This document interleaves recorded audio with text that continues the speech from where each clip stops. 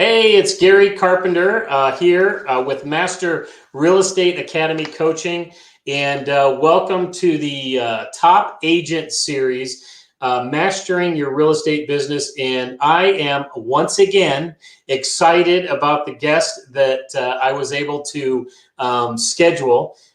She has been in the real estate business since 2005, and when you see her, you're not even going to believe this.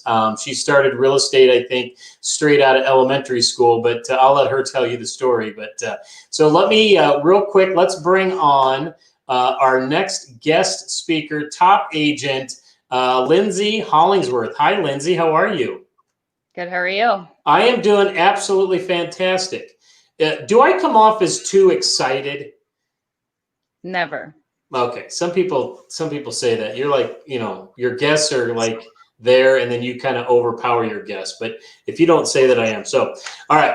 How about, were you ready to just jump right into some of these questions? Sure. Okay. So tell the audience, for the people that are either, because typically, this is just a small little show. So I usually get maybe 2, 4, or 5 people that watch this live. But at the same time, where we get most of our viewers is once we post it and we start to market this, the interview. So for the people that are actually watching this as a recording, tell them where you're from. Again, obviously, we said you were in the business for 15 years. What kind of volume you're doing, and how they can get a hold of you if they have a referral for you. So I was born and raised in Omaha, Nebraska. So I've been here my whole life.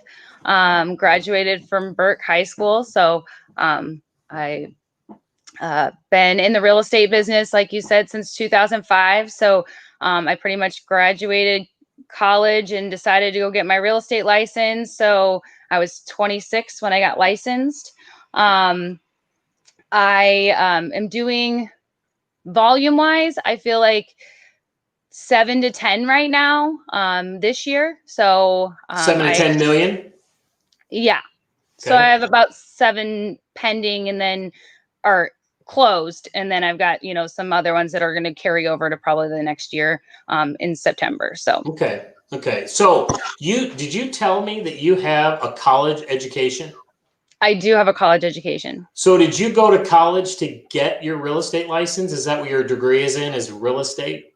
No, I kind of bounced all over the place, to be honest with you. I had thought about education. I thought about nursing. And then my mom actually got her real estate license in 2004. And I was like, Mom, what a great idea. I can be in real estate with you and we can, tag team this. And she's like, no, go get a job. And I was like, no, I'm going to get my real estate license. And so as much as she wanted to get me away from it, I was insistent that I was just going to go get my real estate license. I had an interest in it, and then nothing in college was really sticking that I wanted to do long term. Right. So when you got your real estate license, did you just take off like a rocket? No. So, I knew nothing. I was young. I was just getting married. I felt like I looked like I was 16. Like, who would trust me to do a real estate transaction with them? So I really didn't. I went to CBS Home. I started, trying to sell real estate, but I really didn't know what I was doing. So I ended up working with an agent, Mark Richardson. And I was kind of his part-time assistant to just try to help him. And then when he moved out of the state for a little while, I ended up getting a gig with Ralph Marasco. And I was his assistant for 7 years. So my start of my business was learning from other people and in an assistant role. So your path was an assistant. That's something that I didn't know. I know you worked with. I didn't know you worked with Mark Richardson, but I knew that you worked with Ralph. And so, what would you say? What would you say is probably the biggest thing that you learned from Mark Richardson? The biggest thing that you learned from Ralph Marasco? What was your big takeaway? Mark was just basically, he was so into new construction. So, I mean, I did a lot more in new construction back then and just knew the Sherwood and Lane product from him because that was the majority of what I was doing. So, and then just kind of learning the paperwork, you know, and learning how to do things. So, that was probably one of my biggest takeaway from him. And then Ralph, when I did start working for him, you know, he was doing a volume of business and there was 5 assistants. So I was just like one of 5. So I had a specific role, whether it was existing listings and new construction. It just kind of depended on where I was at the time. But when it kind of ended up towards the last of the 7 years that I worked for him, and he was doing $38 million volume of the real estate, and I was his only assistant left, doing all of the work. So, you know, going on listing appointments with him, going on buyer calls with him. I mean, pretty much anything. I would say I'm the agent that I am today because of those 2 guys. So you learned a lot from those guys. A lot. So then what was your turning point? When did you decide, you know, hey, I want to do this thing on my own. I don't want to be on somebody else's team. I want to go out and do my own deal.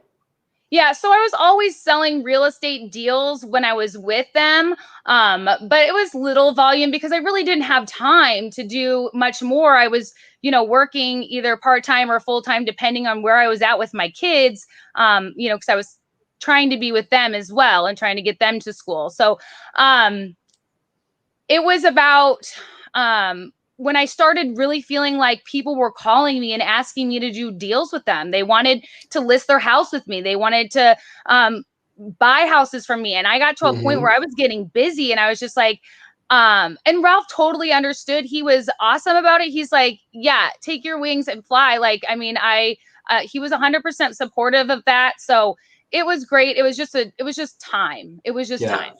Okay, good. And what year was that you decided to go off on your own? I knew you were going to ask that. So was it, okay, we're 2020. So how long have you been doing this on your own? Maybe about 5 years? Probably, I'd say 5 or 6. It could be a little bit more than that. I mean, gosh, the years just kind of keep rolling together. So I don't really know. Now, would you say 2020 is your best year you've had? Yes. Okay, so by far we are in a pandemic, ladies and gentlemen, and so now you're having the best year you've ever had. I think you told me that you were where were you at for production so far this year? I think I have $12 million pending, but what? 12. So pending and closed, you're at 12 million, and we still have a few months left of the year. So, so basically most of your business is coming from new construction. Yeah. So last August, a year ago, I started with the home company as a listing agent in their Gretna and Ashland area. So yeah, that has really spiked my business, but that was intentional because, you know, I had, you know, my kids, I was taking them to school, picking them up. I was happy with my $3 to $5 million a year. And then last year I got to the point where they're in 6th grade and 4th grade and a little bit more self-sufficient that I felt like it was time for me to step out and do something more for me. So I did go out and try to find the builder and I ended up with the home company. Okay. So if there was an agent that was listening right now and they're saying, you know what, I want to get into new construction, what would be some advice you might give them to be able to carve that path? Because you can't just come into the real estate business and then all of a sudden, unless you're married to a builder or something like that, jump into that business. What would you say would be maybe a couple steps somebody should do, or maybe what they should get involved in education-wise right now that would kind of gear them towards a new construction career? So for me, I was relationship building really was the key for me to get my foot in the door at the home company. It was conversations that I had outside, like at a baseball hotel, you know, one night, you know, that was kind of how the new construction talk kind of came. And I just had the right person there at the right time to have that conversation. But when I had that originally conversation with her, their listing agents were already filled and in place. So they weren't looking for somebody to fill. So I just said, hey, can I sit down with you? Can I help one of your listing agents with their model duties? Can I sit there and do it and prove that I can sell houses if I sit in their models? So, I mean, I wanted them to know that I had no skin in the game, that I just wanted to work and prove myself. And it just, that's how I started the conversation. But doing open houses and getting out there to do that, if that's in your comfort zone, because I always say, you know, if that open house isn't your thing, it isn't your thing.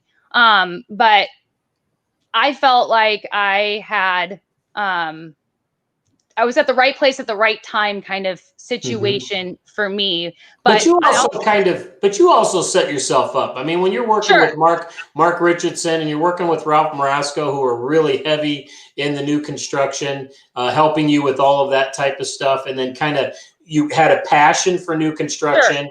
I think you even sat with Matt Beers or worked with Matt Beers a little bit in the new construction, that type of stuff. So I being in the right place at the right time is important, but also being ready for that right time is also key too. I mean, Ralph had a lot of new construction. Yes, I helped Matt Beers. I did a little with him. And then again, Mark, I already had that original. But there's so much to learn in new construction. I've learned so much more in the last year that I've been sitting doing new construction. So yeah, well, it's a doing business, right? I mean, that's something that you learned. There's no class you can take for that. You can't go to, the only thing you're basically doing is going into just diving in and doing it. But at the same time, having that relationship and, you know, just your reputation in itself got you the interview, got you that type of situation, you know, put you in that position to be able to get in there. So what would you say, you like doing in the new construction business the most? I am like 100% about the relationship, to be honest with you. So when they walk in the door, if you can make that initial connection with somebody, they already, you know, they can just feel that like sense of like trust with you already. So, I mean, it's important to me to be, have a relationship with the people from start to finish. So, I'm not like pushy sales. I just want to be like real and say, you know, this is what we have to offer and how can I help you? And if that works out for them, it's fantastic, you know, because you can have a lifelong relationship out of it. So, okay. And that goes with agents as well, because, right. you know, if you have an agent bringing their clients to you, you also want to make sure that you're doing a really great job for them so that they're happy and they continue to bring you clients back. So, right. Well, all right. So I sent you a couple questions that I wanted you to kind of look at. So I haven't even touched on any of those yet, which you're probably going, yeah, what did you send me these questions for? You haven't even asked me. All right. So what do your clients love about you the most? I honestly think that I'm just relatable, I guess, when I talk to people. I'm not pushy. I'm honest and trustworthy as far as that's concerned. And I'm available 24 hours a day, 7 days a week. If you send me a text, I'll probably send you a response in about 2 seconds. If you send me an email, I'll respond pretty quickly as well. So I am kind of not over the top on my phone all the time, but it's always nearby. So if somebody texts me, I'm always answering texts or emails pretty quickly. Well, good, good. All right. So what is the best real estate business advice in the last 15 years that you've ever received? I thought about this, and there's a lot of them that I could probably say, but I think that I can say is that when you are sitting with a seller and you're talking about commission and you're sitting there saying to Mr. and Mrs. Seller, you are going to be charged a 6 or 7% commission on your house, and it's a $400,000 house. You're asking the seller to pay a $25,000 commission.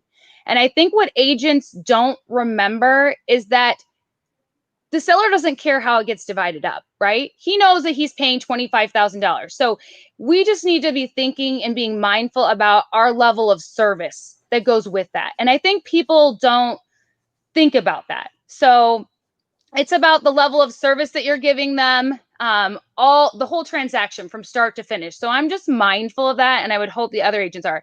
You know, my seller wants feedback. He's expecting when he has a showing that he gets feedback.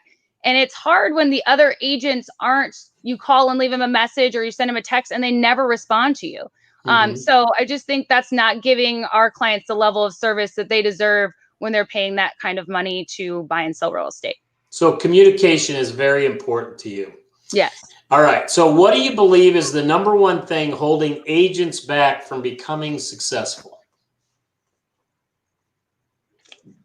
I think there's so many things to do in real estate that it gets really overwhelming. Like, where do I start? Where, and then they get to like, okay, well, I could do a pop buy. I could sit in an open house. I can farm my neighborhood. But all of that, I think you need to stick to just a couple things first and see what works and what works for you. Because not all agents are great at open houses. Farming an area, even I've found out, is like, yeah, I can send a postcard to my neighborhood. But if I'm not out there in the neighborhood listing houses or just even talking to the neighbors or, walking the dog and chatting, they're not going to remember me, So farming takes a lot more work than just sending them a postcard every month. So I just think just trying to limit what you're doing and then find out what's working for you and then just continue to work on those specific things versus trying to do all these things that don't have a process. Okay. All right. So this is my last question that I have. And then we're about 16 minutes into the interview. I want you to come up with some of your closing thoughts. So last question I have, it's a very thoughtful question. What advice would you give to agents as the top action steps that they should take to increase closings for the year? I guess it kind of goes along with what I was just saying. It's just trying to narrow down what you're doing and then just perfect that and just become good at that one thing. If you're not great at open houses, then don't do open houses. Figure out something else that will work for you.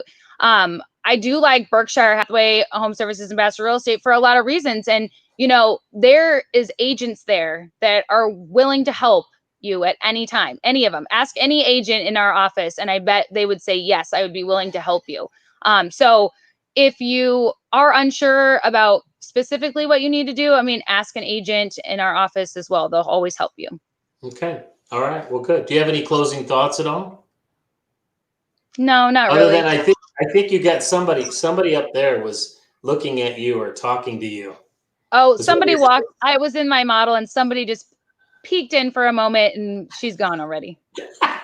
She was picking something up, so she didn't realize I was sitting here doing a live video. So, but thanks for the opportunity. Obviously, I'm in Gary's classes. He's helping me coach my coaching. So that has really helped me keep a little bit more accountable. So right now I'm working on videos and being my YouTube channel, trying to increase video output, which I think is important in today's world.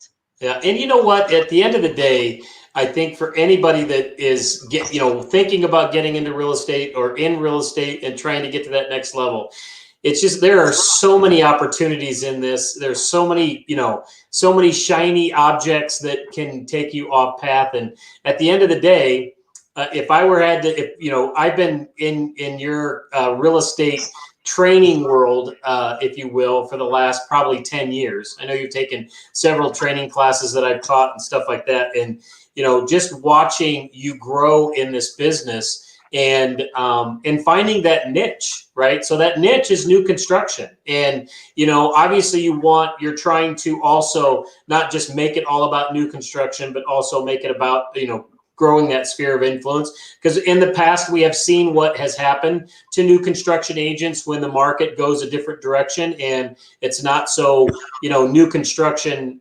favorable of a market. And just really, really focusing on, you said it earlier, is the relationships. Because, even though those people are buying a new construction from you, it's not like they're not selling their own home or they know other people. And it's not like you can't help them in those other aspects as well. So, all right, Lindsay, thank you so much for taking the time to jump on here with me on my little show, my little MREA coaching show. I really appreciate it. So, all right, I will make sure, if you're okay with this, I'm going to share this link via Facebook and email it out and that type of stuff. And I'll send you a link if you want to share it as well. Okay, awesome. All right, Lindsay, thanks a lot. We'll talk to you later. Bye. Bye.